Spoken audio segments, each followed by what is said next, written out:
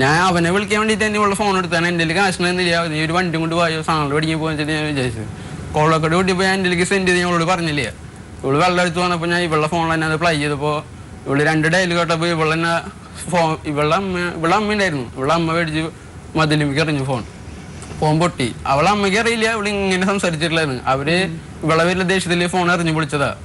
അപ്പോൾ ഞാൻ അവളടുത്ത് പറഞ്ഞു, നീ എനിക്ക് കഴിഞ്ഞിട്ട് കാര്യമൊന്നുമില്ല, ഞാൻ അതെൻ്റെ കോപ്പി ചെയ്തിന് പറഞ്ഞു. അപ്പോൾ ഇവളെ അമ്മക്ക് പറഞ്ഞു ഞങ്ങൾക്ക് കേൾക്കണം പറഞ്ഞു. അപ്പോൾ ഞാനത് ഫോണിൽ വെച്ചു കൊടുത്തു. അപ്പോൾ ഇവിടെ പറഞ്ഞു എനിക്ക് കേൾക്കാൻ താല്പര്യമില്ല, വെക്കുന്നതാണ്. അവരെല്ലാവർക്കും ഞാനിത് ഹെഡ്ഫോൺ വെച്ച് തനിയെ കഴിയുമ്പോൾ അവർക്ക് മനസ്സിലായി ഇവളുടെ വലിയ കുറ്റം എന്ന് പറഞ്ഞു.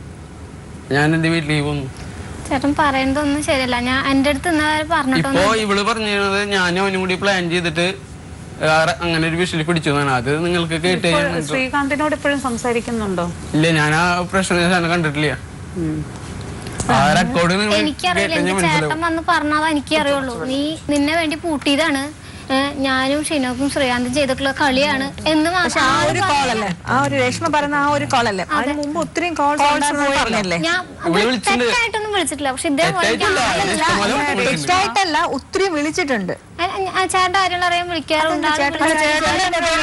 പിന്നെ എന്തിനാ ചേട്ടന്റെ കാര്യം അറിയാൻ വിളിക്കുന്നത്? അർജുന്റെ കാര്യങ്ങൾ അറിയാൻ നിങ്ങൾ പിണങ്ങിയിരിക്കുന്നോണ്ട് ഒന്ന് പറയണേ, ഇവിടെ വരാൻ പറയണേ, എന്നെ കൊണ്ടുപോകാൻ പറയണേ. അങ്ങനെയാണ് ഇയാൾ എന്നോട് പറഞ്ഞിട്ടില്ല. ഇവര് രണ്ടുപേരും അങ്ങനത്തെ ഒരു വർത്തനം പറഞ്ഞിട്ടില്ല. ഞാൻ ഇവിടെ കോൾ ചെയ്യുമ്പോ എപ്പോഴും ഷിനോബ് കൂടെ ഉണ്ടാവാറുണ്ട്. അവന് പണിയില്ല, ഇവര് രണ്ടുപേരും ഒരുമിച്ച് പോവാറ്. അപ്പൊ അവന് ഞാൻ പറഞ്ഞില്ല മുന്നേ, എന്നോട് പറയാൻ അവന് ധൈര്യ കുറവാണ്. പക്ഷെ ഈ ഫോൺ റെക്കോർഡ് കിട്ടിയതിന് ശേഷം അവനോട് പറയണേ. അല്ല, ഒരു ഫോൺ റെക്കോർഡ് കിട്ടിയത് കൊണ്ട് മാത്രം അങ്ങനെ ആ കുട്ടിയെ തുടർച്ചയായിട്ട് വിളിക്കുന്നതെന്ന് വിശ്വസിക്കാൻ ബുദ്ധിമുട്ടില്ല. മുന്നീട് വിളിച്ചിരുന്നത് ഇവരാണെന്ന് അവന്റെ ഫോണിൽ തന്നെ എനിക്ക് ഷിനോബ് കാണിച്ചിരുന്നുണ്ട്. 13 തവണ വിളിച്ചത്. ഫോണിലോ? ആ, ഒരു മാസം ഇവർ ഫോൺ എടുത്ത് ദിവസം 2 ദിവസം ആക്റ്റീവ് ആയതിനു ശേഷം ഫസ്റ്റ് വിളിച്ചത് അവനാണ്. പക്ഷെ അവൻ അറിഞ്ഞത് 2-3 ദിവസം. രേഷ്മയുടെ ശ്രീകാന്ത് എന്താ പറഞ്ഞെന്നറിയാമോ? അർജുൻ പറഞ്ഞിട്ടാ വിളിക്കുന്നതെന്ന്. അർജുന്റെ സംശയമാണ് ചോദിക്കുന്നതെന്ന്. അങ്ങനെ ഞാൻ ഇവിടെ അങ്ങനെയാണ് അങ്ങനെ സംസാരം നിങ്ങൾക്ക് ഈ കോൾ റെക്കോർഡ് കേട്ട് അറിയാം. ആ ഭാഗം മാത്രമേ റെക്കോർഡ് ചെയ്തിട്ടുള്ളൂ. ഇവിടെ റെക്കോർഡ് ചെയ്തല്ല, കുട്ടിയുടെ കൈ തട്ടി അറിയേണ്ട റെക്കോർഡ് ചെയ്ത. ഇവര് 1 മണിക്കൂറോളം സംസാരിച്ചു. അതിന് ശേഷം ഇവള് കുട്ടീനെ എടുത്ത് മാറ്റുമ്പോഴാണ് കുട്ടിയുടെ കൈ തട്ടിയാണ് റെക്കോർഡ് ആയത്. ഇപ്പൊ പകുതി എനിക്ക് റെക്കോർഡ് കയ്യിൽ കിട്ടിയിട്ടുള്ളൂ. അതിന് മുന്നേ ഒരു 1 മണിക്കൂർ മുന്നേ സംസാരം തുടർന്നാണ്. അതെങ്ങനെ മനസ്സിലായി 1 മണിക്കൂർ സംസാരിച്ചു? അത് സംസാരത്തിന് ഇടയിൽ പറയേണ്ടത് എത്ര നേരമായി വിളിക്കണമെന്നൊക്കെ പറയുന്നത്.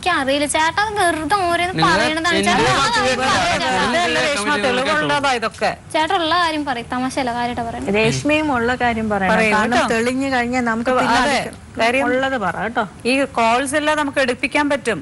നിങ്ങള് എന്റെ വാക്ക് കേൾക്കണം. നിങ്ങളെ റെക്കോർഡ് നോക്കിയാൽ ഒരു തീരുമാനം എടുത്താൽ മതി. ഞാൻ പറഞ്ഞ തെറ്റാണ് നിങ്ങൾ പറഞ്ഞത്. അതങ്ങനെ സംഭവിച്ചു പോയി, അതൊരു തെറ്റാണ്. അത് എന്ന് രേഷ്മ ഇപ്പൊ സമ്മതിക്കുന്നുണ്ട്.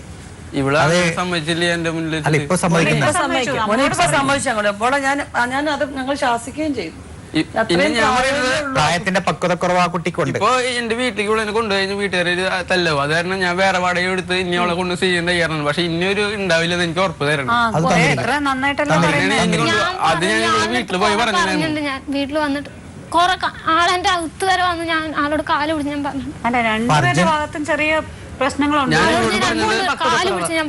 പക്വത എത്തിയിട്ടില്ല. അതറിയാം. ഇപ്പൊ എന്തായാലും രേഷ്മ ഒരു കാര്യം മാത്രം നമുക്ക് ഇവിടെ ചിന്തിക്കേണ്ടതുണ്ട്. 20 വയസ്സായി. അവൻ എത്ര വയസ്സായി? 20 വയസ്സിനേക്കാൾ പക്വതയായിട്ട് അയാൾ പല കാര്യങ്ങളും സംസാരിച്ചു. എനിക്കും അതാ തോന്നി. അത് ആ പക്വത നിനക്കുണ്ട് രേഷ്മ. മോളെ, നിനക്ക് ജീവിതത്തിൽ ഞാൻ പറഞ്ഞില്ലേ, ഒരു പ്രാവശ്യം സംഭവിച്ച തെറ്റാണ് നിങ്ങളുടെ ഈ ഒന്നിച്ചുള്ള ജീവിതം തന്നെ. പക്ഷേ അതൊരു നിയോഗമായിട്ട് കണക്കാക്കി അയാളത് സ്വീകരിച്ചു കഴിഞ്ഞു. അയാൾക്ക് മനസ്സിലൊരു വലിയ മുറിവാണിത്. നീ ചെയ്തുകൂടാത്ത തെറ്റാണ് ചെയ്തത്. എത്ര അടുപ്പമുള്ളവരായിക്കോട്ടെ, ആരായിക്കോട്ടെ, അത് അനാവശ്യം സംസാരിച്ചു തുടങ്ങുമ്പോൾ നമുക്ക് മനസ്സിലാക്കണം. അതെ അതെ, അത് ആ സമയത്ത് വിളിക്കാം. ഇവള് വീട്ടുകാരോട് പറഞ്ഞത് ഞാനും അവനും കൂടി പ്ലാൻ ചെയ്തിട്ട് അവിടെ പബ്ലിസിറ്റി ആക്കി നിന്നു. അപ്പൊ എനിക്കിതെല്ലാരും കേൾപ്പിച്ച് പറയാൻ എനിക്ക് താല്പര്യമില്ല. അപ്പൊ അവിടെ ഉള്ളവര് വിചാരിച്ചിട്ടുള്ളത് ഞാൻ ചെയ്തതാണ്. പക്ഷെ ഇവളുടെ പാപ്പൻ എന്നെ തല്ലാൻ വേണ്ടി അവിടുത്തെ കുറച്ച് നീങ്ങിയിട്ടുള്ള പിള്ളേരെന്നെ ഇവളെ പാപ്പ വിളിച്ചു പറഞ്ഞു എനിക്ക് 2 തരണം, ഞാൻ ഉണ്ടാക്കി പറഞ്ഞാണ്. അപ്പൊ അവര് പറഞ്ഞു അവനെ കാര്യമായിട്ട് തല്ലാൻ പറ്റില്ല, ഞാൻ ചെറുപ്പം കാണുന്ന പിള്ളേരാ, അവരോട് ഞങ്ങൾക്ക് കേൾക്കണമെന്നാണ്. ഇവളെ പാപ്പനെ അവർക്ക് ലൈവായിട്ട് കേൾപ്പിച്ചോണ്ടിരിക്കുമ്പോ എന്നെ കൂട്ടാൻ വിളിച്ചിരുന്നു. അവളെ പാപ്പനിവിടെ കേൾപ്പിച്ചു കൊടുക്കണം, നിന്നെ തല്ലാൻ നിൽക്കുന്ന. അപ്പൊ അത് കേട്ടതിന് ശേഷം അവര് പറഞ്ഞു ഇതിൽ അവന്റെ പേരിൽ തെറ്റില്ലല്ലോ. ഇത് കേട്ട് കഴിഞ്ഞാൽ ഏതൊരു ഭർത്താവ് ഇവളനെ അല്ലെങ്കിൽ അവനെ തല്ലിക്കൊരേണ്ട ഡയലോഗാണ് ഇവര് പറഞ്ഞിട്ടുള്ളത്. ആ കൂട്ടുകാരാണ് എന്റെ ഇപ്പൊ ഇവിടെ കൊണ്ടുവിട്ടത്. അവർക്ക് വേറെ വാടക ചില തെറ്റിദ്ധാരണകളുടെ പുറത്താണ് ആ കുട്ടി അങ്ങനെ സംസാരിക്കാൻ ഇടവന്നത്. അങ്ങനെ ഒരു ഇതിന്റെ പേരിലായാലും മോളെ പെൺകുട്ടികള് കുറ്റം പറയാനല്ലേ കൂടുതൽ പേര് കാണും. അല്ല ഇനിയിപ്പോ ഭർത്താവ് പറഞ്ഞിട്ടാണെന്നെങ്കിൽ പോലും ഇങ്ങനെയൊന്നും ഒരു സുഹൃത്തിനോട് സംസാരിക്കരുത് കേട്ടോ. അല്ല അതിനകത്ത് ഇത് രേഷ്മ നമ്മള് പിന്നെ ഒരു കാര്യം നമ്മുടെ ഭാഗത്ത് തെറ്റ് സംഭവിച്ചു പോയി. ഈ എടുത്തുചാട്ടമാണ് 15 വയസ്സാകുന്നതിന് മുമ്പ് നീ ഈ പയ്യന്റെ കൂടെ പോയത്, മനസ്സിലായില്ലേ? ഒരു കുട്ടിയുമായി ഇപ്പൊ ഒരു കുഞ്ഞുമായി. ഇനി വീണ്ടും ഇത് ചെയ്തു കഴിഞ്ഞാൽ ഞാൻ നേരത്തെ പറഞ്ഞത് തന്നെയാണ്, അനിയത്തിമാരാണ് ആ വീട്ടില്. അവളെന്നെ പറഞ്ഞല്ലേ, അവള് ഈ ഫോണൊക്കെ ഉള്ള അവസാനം ചോദിക്കണേ ഞാനൊരു പ്രശ്നം ഉണ്ടായി കഴിഞ്ഞാൽ എന്നെ കൊണ്ടുപോകുന്നു ചോദിക്കുന്നുണ്ട്. അപ്പൊ കൊണ്ടുപോകാൻ നോക്കാന്നൊക്കെ പറയേണ്ടതില്ലേ. അതിലോ ധൈര്യത്തിലാണ് നോക്കണ. ഈ കോൾ റെക്കോർഡ് നിങ്ങൾ കേട്ട് കഴിഞ്ഞാൽ 28 കയ്യിലുള്ളത് അത് പിന്നെ ചെയ്യരുത് വെറുതെ. എന്തിനാ അങ്ങനെ ചോദിച്ചേ? ഞാൻ പറയണല്ല, ഈ റെക്കോർഡ് 28 മിനിറ്റ് റെക്കോർഡ് ഉണ്ട്. അതിൽ 28 മിനിറ്റിന്റെ ഉള്ളിൽ എല്ലാം പറയേണ്ടി വരും. അല്ല അർജുൻ, ഇത് സത്യമാണ്, കുട്ടി സമ്മതിച്ചു. പക്ഷെ അർജുന്റെ അനിയത്തിയില്ലേ, അനിയത്തിയായിട്ട് കുറച്ച് വയസ്സിന് വ്യത്യാസമല്ലേ ഉള്ളൂ. ആ കുട്ടി കാണിക്കുന്നില്ലേ ഇപ്പൊ, അതിനും കുറച്ച് വയസ്സിന്റെ വ്യത്യാസമേ ഉള്ളൂ. അതുകൊണ്ടാണ് അവള് പറഞ്ഞ ഇനി സെറ്റ് ഉണ്ടാവില്ലെങ്കിൽ ഞാൻ സ്വീകരിക്കാന്ന്. അതെ അത് വലിയൊരു മനസ്സാണ്. അർജുന നല്ല പക്വതയുണ്ട്. നീ പറഞ്ഞത് ശരിയാണ്. അവള് താഴെ 3 അനിയത്തിമാരുണ്ട്. സംശയം വരാണെങ്കിൽ അങ്ങോട്ട് ഞങ്ങൾ അങ്ങോട്ട് പോയി കാണുന്നില്ല, അവര് ഇങ്ങോട്ട് വന്ന് കാണില്ല. അങ്ങനൊന്നും അല്ല. നീ ആ കുടുംബത്തിലെ മൂത്ത മകന്റെ സ്ഥാനമാണ് നിനക്ക്. ഞാനും അങ്ങനെ അവര് ഈ അനിയത്തിമാർക്ക് ഓർമ്മ വേണം. മൂത്ത ആങ്ങളമാരില്ലാത്ത ഒരു കുടുംബത്തിലെ മൂത്ത ആങ്ങളയായിട്ട് വന്നിരിക്കുന്നതാണ് എന്റെ ചേട്ടനാണ്, സഹോദരനാണ് എന്നുള്ള ചിന്തയോട് കൂടി വേണം അവരും പെരുമാറാൻ. നിന്റെ മനസ്സിലും അങ്ങനെ തന്നെ വേണം. നിനക്കൊരു തെറ്റ് പറ്റിയെന്നുള്ളവനും മറക്കാൻ വേണ്ടിട്ട് അങ്ങനെ തന്നെ കാണണം. പക്ഷെ ഇങ്ങനെ ഒരു ഇഷ്യൂ ഉണ്ടായ കാരണമാണ് നമുക്കൊരു വാശി വന്നിട്ട് അങ്ങനെയെങ്കിൽ അങ്ങനെ ചെയ്യരുത്. ഞാൻ ചെയ്തില്ല. അങ്ങനെയാണ് എനിക്ക് കുറച്ചുകൂടെ പക്വതയായിട്ട്. രേഷ്മയുടെ ഭാഗത്ത് നിന്നുള്ള കാര്യങ്ങൾ കേട്ട് നമ്മൾ ചില അഭിപ്രായങ്ങൾ പറഞ്ഞു. യാതൊരു കാരണവശാലും ആ കുഞ്ഞുങ്ങൾ ഇനി വേറെ ആൾക്കാർ ഓരോരുത്തരുടെ കൂടെ പോയി ജീവിക്കേണ്ടവരാണ്. അത്തരം വാക്കുകളൊന്നും ഉപയോഗിക്കരുത്. ഞാനത് നുണ പറഞ്ഞൊന്നല്ല. എനിക്ക് ഇവര് ചേട്ടന് എടുത്തില്ല. അത് ലെറ്റർ ഉണ്ടായിരുന്നു. അതായത് അവള് പറഞ്ഞു എനിക്ക് സംസാരിക്കണം ചേട്ടനോട്, എനിക്കൊന്ന് സംസാരിക്കണം. എന്റെ അനിയത്തി എഴുതി ചേട്ടനോട് എനിക്കൊന്ന് സംസാരിക്കണം, ഒറ്റയ്ക്ക് കിട്ടുമ്പോ എനിക്കിത് വന്നു. അപ്പൊ ഏട്ടനത് അത്ര നല്ല ഏട്ടനാണ്. എനിക്കല്ലേ അത് കാണിച്ചു തരേണ്ടത്. അപ്പൊ ഞാനത് ഏട്ടനോട് പറഞ്ഞു. അതറിഞ്ഞില്ല ചേട്ടൻ. എൻ്റെ കയ്യിൽ കിട്ടിയത് അറിഞ്ഞിട്ടുണ്ടായിരുന്നില്ല. ചേട്ടനത് കട്ടിലിന്റെ അടിയിലേക്ക് വലിച്ചെറിഞ്ഞു. എന്നിട്ട് അത് ഉറക്കത്തിന്റെ പിച്ചയിൽ വലിച്ചെറിഞ്ഞതാ. എന്നിട്ട് രാവിലെ ഏറ്റവും പക്ഷെ ആള് കട്ടിലിന്റെ അടിയൊക്കെ വലിച്ചിട്ട് തപ്പി. ക്രാവ് ഇങ്ങനെ സൗണ്ട് ഉണ്ടാകുമ്പോൾ ഉണ്ണി ഞെട്ടി കഴിക്കുക. അപ്പൊ ഞാൻ എന്തിട്ട് ഈ തപ്പിണത് കാണുന്നിട്ട് ചോദിച്ചു. അപ്പൊ അതിന്റെ അടിയിലൊരു മെമ്മറി കാർഡ് പോയിട്ട് അത് കാരണമാണ്. മെമ്മറി കാർഡ് ഇങ്ങനെ ഉറക്കത്തിന്റെ ഇടയിൽ ഇങ്ങനെ ഇട്ടപ്പോ തെറിച്ചു പോയി, അങ്ങോട്ട് പോയി എന്ന് പറഞ്ഞു. അത് നീ നോക്കാൻ നിൽക്കണ്ട, അത് പോയി എന്ന് പറഞ്ഞു. അത് പോയെന്ന് പറഞ്ഞപ്പോൾ ഞാൻ അങ്ങനെ ഇരുന്നപ്പോൾ മെമ്മറി കാർഡല്ലേ 400-800 രൂപ കൊടുക്കണ്ട ഒരു മെമ്മറി കാർഡിന് എന്ന് പറഞ്ഞിട്ട് ഞാൻ പണികളൊക്കെ കഴിഞ്ഞ് കഴിഞ്ഞപ്പോൾ ഞാൻ എൻ്റെ ഉണ്ണിയൊക്കെ ഉറങ്ങിയപ്പോൾ ഞാൻ എൻ്റെ അടി വൃത്തിയാക്കി. കട്ടിലിൻ്റെ അടിയിൽ കുറേ സാധനങ്ങളൊക്കെ ഉണ്ടായിരുന്നു. അതിൻ്റെ അടിയൊക്കെ വൃത്തിയാക്കിയപ്പോൾ ഈ പേപ്പർ കഷ്ണം കിട്ടി. അതിൽ എഴുതിയിട്ടുണ്ടായിരുന്നു. എൻ്റെ അനിയത്തിയുടെ കൈയക്ഷരം എനിക്ക് കണ്ടറിയാലോ. എഴുതിയത് അപ്പോൾ എൻ്റെ അനിയത്തി എഴുതിയിട്ടുണ്ടായിരുന്നു. അനിയത്തി എഴുതിയിട്ട് ചേട്ടൻ പറഞ്ഞു. ചേട്ടനോട് അപ്പോഴും ഞാൻ ചോദിച്ചില്ല. അത് അനിയത്തി ഞാനത് ചേട്ടൻ്റെ പെങ്ങളെ കാണിച്ചു കൊടുത്തു. ഇത് ചിന്നുവിൻ്റെ കൈഷണല്ലേ നോക്ക് എന്ന് പറഞ്ഞു. അപ്പോൾ അവൾ പറഞ്ഞു ഇത് അവളുടെ കൈഷണം തന്നെയാണ് എന്ന് പറഞ്ഞു. അപ്പോൾ ഞാൻ പറഞ്ഞു അവളുടെ ബുക്കൊക്കെ എടുത്ത് നോക്കണം എന്ന് ചോദിച്ചു. പറഞ്ഞു ബുക്കൊക്കെ എടുത്ത് നോക്കി നോക്കുന്നുണ്ട്. എൻ്റെ വീട്ടിൽ പോയിട്ട് ബുക്കൊക്കെ എടുത്ത് നോക്കിയായിരുന്നു. നോക്കിയപ്പോൾ സംഭവം ഇങ്ങനെ അവളുടെ തന്നെയാണ്. അതായത് അവളുടെ കൈഷണം തന്നെയാണ്. അത് ഞാൻ അതെൻ്റെ കയ്യിൽ വെച്ചിട്ട് ഞാൻ ചേട്ടനോട് ചോദിച്ചു ഇങ്ങനൊരു സംഭവം എന്തേലും ഉണ്ടായെന്ന് ചോദിച്ചു. എന്റെ അടുത്തൊന്നും ഉണ്ടായിട്ടില്ല. നീ തല്ലുണ്ടാക്കാനായിട്ട് എന്നെ കുറെ തെറിയൊക്കെ വിളിച്ചു. അത് ശരിയായിരിക്കും രേഷ്മകാരി, ഇദ്ദേഹത്തിന്റെ ഭാഗത്തൊന്നും അങ്ങനെ ഉണ്ടായിട്ടില്ല. നിങ്ങളുടെ അനിയത്തിയായിരിക്കും ചിലപ്പോ. ഇവളെ എന്റെ കയ്യിൽ നിന്ന് കിട്ടിയെന്ന് പറഞ്ഞില്ലേ, ഇങ്ങനെ ഞാൻ വീട്ടിലൊന്ന് തപ്പു അങ്ങനെ ഒരു കള്ളുണ്ടായില്ലേ, ഇവളുടെ അനിയത്തി കൂടി തല്ലുകൂടിയിട്ട് അവളുടെ ബാഗിൽ നിന്ന് എടുത്തതാണ് ഇത്. അതിനുശേഷം ഇവളോട് പറഞ്ഞു അങ്ങനെ സംഭവം ഉണ്ടെങ്കിൽ ഞങ്ങൾ 3 പേരും കൂടി നിന്ന് സംസാരിക്കാൻ പറഞ്ഞു. അവളുടെ അനിയത്തിനെ വിളിച്ചിട്ട് ഞാൻ നിൽക്കണായിരുന്നു. ഇങ്ങനെ സംഭവം ഉണ്ടായിരുന്നപ്പോ അവളുടെ അനിയത്തി പറഞ്ഞു അവളുടെ അനിയത്തി അങ്ങനെ എഴുതിയിട്ടില്ല, എനിക്ക് തരാൻ ഉദ്ദേശിച്ചിട്ടില്ല. വളരെ വിഷമം തോന്നിയില്ലേ ഇങ്ങനെ സഹോദരിയുടെ? അപ്പൊ നിങ്ങൾ ആ ശ്രീകാന്തിനോട് സംസാരിക്കുന്ന കേൾക്കുമ്പോ ഇദ്ദേഹത്തിന് എന്ത് തോന്നും?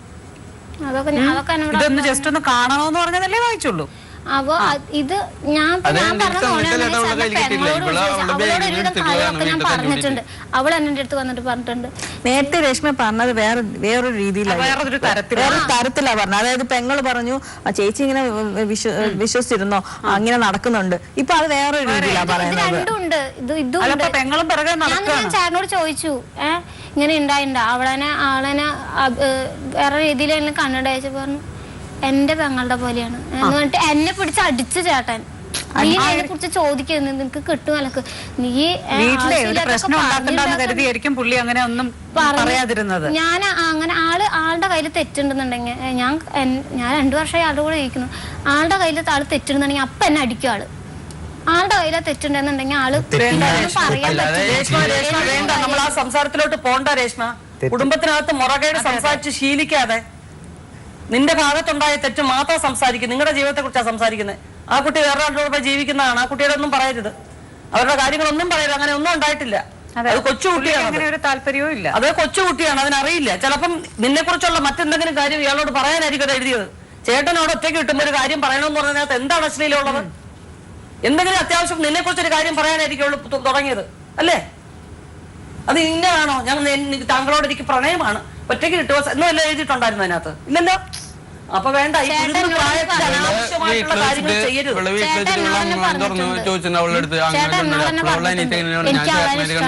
ഉണ്ണിനെ ഗർഭിണിയായിരിക്കും 6 മാസം ഗർഭിണിയായിരിക്കും ചേട്ടനോട് പറഞ്ഞിട്ടുണ്ട് ഞാൻ ഉണ്ണിക്കൊരു 3 വയസ്സ് നിന്നെ ഞാൻ ഉപേക്ഷിക്കും. ഇതൊക്കെ കുഞ്ഞുങ്ങൾ പരസ്പരം സംസാരിക്കുന്നവരുള്ള കാര്യങ്ങൾ. ഇതിനെക്കാട്ടി വലിയ വലിയ കാര്യങ്ങളൊക്കെ ഉണ്ട് ജീവിതത്തിൽ. ഇനി നിങ്ങൾ എന്ത് കണ്ടു?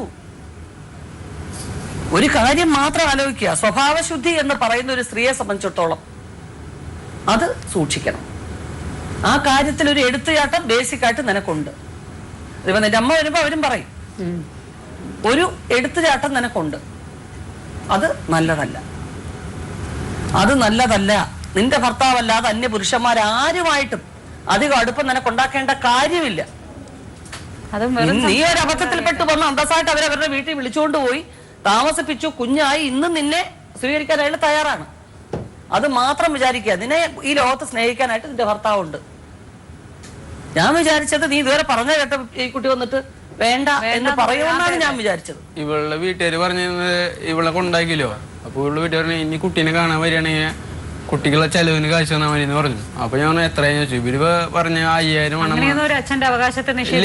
പക്ഷെ ഇവളെ പാപ്പമാരെ അങ്ങനെ പറഞ്ഞത് കുട്ടിക്ക് ചെലവിന് കാണിച്ചുള്ളതെന്ന് പറഞ്ഞു. അപ്പൊ ഞാൻ എത്രയാന്ന് പറഞ്ഞു. അപ്പൊ ഇവള് പറഞ്ഞു കാശ് പറഞ്ഞോളൂ. എന്നോട് പറഞ്ഞു വേണ്ട, എന്റെ കുട്ടീനെ കാണണ്ട, എനിക്ക് ചെലവിന്റെ കാശ് തരണ്ടെന്ന് പറഞ്ഞു.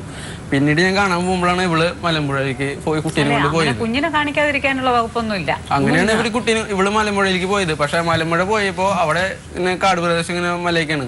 അവിടെ ഇരുന്നിട്ടാണ് ഇവള് വിളിക്കുന്നത്. അവിടെ ഒരു തോടിന്റെ അരിയിൽ ഇരുന്നിട്ട് അതിൽ റെക്കോർഡ് വെള്ളത്തിന്റെ ഉണ്ട്. പിന്നെ വെള്ളത്തിന് സംസാരിക്കാൻ ഒക്കെ റെക്കോർഡ് ആയില്ലേ. അല്ല, അപ്പൊ ആ ഒരു ചിന്ത മനസ്സിൽ വന്നതുകൊണ്ടാണ് കുഞ്ഞിനെയും കാണണ്ട, ചെലവിനും തരണ്ട എന്നൊക്കെ തോന്നിയത്. അതൊക്കെ നിന്റെ കുട്ടിയായിട്ടുള്ള നിന്റെ മനസ്സിന്റെ വൈകല്യമായിട്ട് മാത്രമേ കണക്കാക്കുന്നുള്ളൂ. അങ്ങനെ കണക്കാക്കാൻ പറ്റും. 1 മാസം കുട്ടീനെ ഇവിടെ വന്നതിന് ശേഷം എന്റെ കുട്ടീനെ എനിക്ക് ഇവര് കാണിച്ചു തന്നു. ശരി കുട്ടി, 2 ആഴ്ചയോ 3 ആഴ്ചയോ. ഇതിപ്പോ ഇനി മേലില് അങ്ങനെയൊന്നും ഉണ്ടാവാതെ സൂക്ഷിക്കണം കേട്ടോ. കാരണം നിനക്ക് നീ കുട്ടി തന്നെയാണ് ഇപ്പോഴും. അതെ. പിന്നെ നമ്മൾ സ്കൂളിൽ പഠിക്കുമ്പം സീനിയർ ആയിട്ടുള്ള ചേട്ടന്മാരോട് സംസാരിക്കുന്ന പോലെ അവരോട് സംസാരിക്കുന്ന ഇതൊന്നും ശരിയല്ല. നീ ഇപ്പൊ ഒരു അമ്മയാണ്. നിന്റെ കുഞ്ഞിനെ വളർത്താനുള്ള അതിലോട്ട് നീ എത്തിയേ പറ്റൂ. അതിങ്ങ് എത്തിയേ പറ്റൂ. കുരുവിയുടെ തലയിൽ പനങ്ങ വെച്ചതുപോലെ നീ എടുത്ത് തലയിൽ വെച്ചു ഭാരം. ഇനി അത് മനസ്സിലാക്കി ജീവിക്കുക. ആ പയ്യൻ ആ പക്വതയിൽ എത്തിക്കഴിഞ്ഞു. അവൻ നിന്നെ കല്യാണം കഴിക്കുമ്പോഴോ സ്നേഹിക്കുമ്പോഴോ ഉള്ളൊരു മാനസികാവസ്ഥയല്ല അവന്. അവന്റെ പെങ്ങള് വേറൊരുത്തന്നെ എടുത്തു കൊടുക്കുന്നു, നീ അതിനെ സപ്പോർട്ട് ചെയ്യുന്നു എന്ന് പറഞ്ഞപ്പോ അവനൊരു ഭർത്താവിന്റെ സഹോദരന്റെ ഒക്കെ സ്ഥാനത്ത് അവൻ എത്തിക്കഴിഞ്ഞു. നീ ഇനി അത് എത്തിയിട്ടില്ല. ഈ പ്രായത്തിലെ പെൺകുട്ടികൾക്ക് എത്ര 1000 കഥകൾ ഈ ലോകത്ത് നിങ്ങൾ കേൾക്കുന്നു.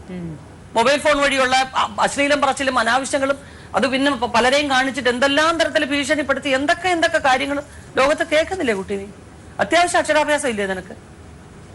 9ാം ക്ലാസ് വരെ പോയതല്ലേ നീ? അപ്പൊ ഭർത്താവ് അങ്ങോട്ട് പോയി 3-4 മാസത്തിനിടയ്ക്ക് ഭർത്താവിന്റെ കൂട്ടുകാരൻ, അതൊരു ചേട്ടൻ. ഇനി ഇതുപോലെയുള്ള കൂട്ടുകാർ ഒരുപാട് ജീവിതത്തിലേക്ക് ഉണ്ടാവും. അവരെയൊക്കെ സഹോദരന്റെ സ്ഥാനത്ത് കണ്ട് 1-2 വാക്ക് കുശലം പറയുക, നിർത്തുക. അതിനപ്പുറത്തോട്ട് ആരെയും വിളിക്കേണ്ട ആവശ്യമില്ല. അവരിനി ഇങ്ങോട്ട് വിളിച്ചാലും എന്നെ നിങ്ങൾ വിളിക്കരുത്, എന്റെ ഭർത്താവിനെ വിളിക്കുക എന്ന് പറയുക. മനസ്സിലായോ? കാരണം ഒരു സംശയം ഒരിക്കൽ വന്നുപോയി. ഇനി നിന്റെ ജീവിതത്തിൽ ആ സംശയം ഉണ്ടാകാതിരിക്കാൻ ശ്രദ്ധിക്കേണ്ട നീയാണ്. ഇനി അമ്മയെ വിളിക്കാം. അപ്പൊ ഇവരുടെ കാര്യങ്ങളൊക്കെ അറിഞ്ഞു. എന്തായാലും എടുത്തയാട്ടത്തിലൊരു ജീവിതമായി പോയി, പ്രായം തികഞ്ഞിട്ടില്ല. പക്ഷെ നമുക്ക് അതിന്റെ ബാക്കിയുള്ള നിയമവശം കാര്യങ്ങളൊക്കെ ജഡ്ജ് അദ്ദേഹം പറഞ്ഞു തരും. ഇവിടെ ഇപ്പൊ അവരുടെ ചെറിയ ഒരു വഴക്ക്, പിന്നെ ഈ കുട്ടിയുടെ ഭാഗത്തു നിന്ന് വന്നൊരു ഫോൾട്ടാണ്. ഇവരുടെ വീട്ടുകാര് ഈ അമ്മയൊന്നും പ്രശ്നമില്ല, ഇവര് എന്നോട് ഒരു പെരുമാറിയിട്ടൊന്നുമില്ല. ഒന്നുമില്ല ആർക്കും. അവരും പറഞ്ഞത്, അവരുടെ അച്ഛൻ പറഞ്ഞത് ഞാൻ ഒരുപാട് തല്ലുണ്ട് ഉള്ളിന്. ഒരുപാടെന്ന് വെച്ച് കഴിഞ്ഞാൽ ഒരുപാട് തല്ലുണ്ട്. ഈ ഞാൻ തല്ലണ കാരണം കൊണ്ടാണ് ഇവൻ കൊണ്ടുപോകാനും കാരണം. അതല്ലെങ്കിൽ ഇല്ല എന്ന് പറയട്ടെ. അതെ അതെ അതെ. എന്തിനാ തല്ലുന്നത്? ഞാൻ ഉള്ളുടെ അടുത്ത് പറഞ്ഞു, ഈ സ്നേഹം വേണ്ട മോളെ. എനിക്ക് എല്ലാം അറിഞ്ഞിട്ട് നീ അവനെ സ്നേഹിക്കണ്ട. എനിക്ക് വയസ്സായിട്ടില്ല, ഞാൻ അവനെന്നെ കെട്ടിച്ചു തരാം. എനിക്ക് വയസ്സായിട്ട് ഞാൻ അവനെന്നെ കെട്ടിച്ച് വേണമെന്ന് വെച്ച് കഴിഞ്ഞാൽ നമ്മളെല്ലാവരും കൂടെ ഒന്ന് ആലോചിച്ച് ഞാൻ കെട്ടിച്ചു തരാം എന്ന് ഞാൻ ഉള്ളുടെ അടുത്ത് പറഞ്ഞിട്ടുണ്ടായിരുന്നു. ഞാൻ വന്നിട്ട് ഒരുപാട് അടിച്ചു. അമ്മായിമാരെ ഒരുപാട് ചീത്ത അറിഞ്ഞിട്ടുണ്ട്. എന്നിട്ട് എല്ലാവരും കൂടി ചീത്ത പറഞ്ഞിട്ടും എനിക്ക് ഇവൻ എന്നെ മതി എന്ന് പറഞ്ഞു. പിന്നെ ആ കുട്ടിക്ക് അത്രയും ഇഷ്ടമുള്ളത് കൊണ്ടാണല്ലോ ആ പയ്യൻ വിളിച്ചോണ്ട് പോയത്. എല്ലാരും കൂടെ അടിക്കുന്നു, വേണ്ട നീ വാ എന്ന് പറഞ്ഞു കൊണ്ടുപോയി. വീട്ടുകാരെ സമ്മതിച്ചു. പറഞ്ഞു എന്റെ അമ്മ എന്നെ ഒരുപാട് അടിച്ചു, അപ്പൊ ഇനി നീ വീട്ടിൽ നിൽക്കണ്ടെന്ന് പറഞ്ഞിട്ടാണ് വിഷുവിന്റെ അന്ന് വിഷുവിന്റെ അന്ന് തന്നെ ഉച്ച തിരുമ്പോ വിളിച്ചോണ്ട് പോയത്. എന്നിട്ട് അപ്പൊ ഇവളുടെ അച്ഛൻ വീട്ടിലുണ്ടായിരുന്നു. അപ്പൊ ഇവളുടെ അച്ഛൻ പറഞ്ഞു, ഞാൻ എന്നിട്ട് ഒരുപാട് കരഞ്ഞു.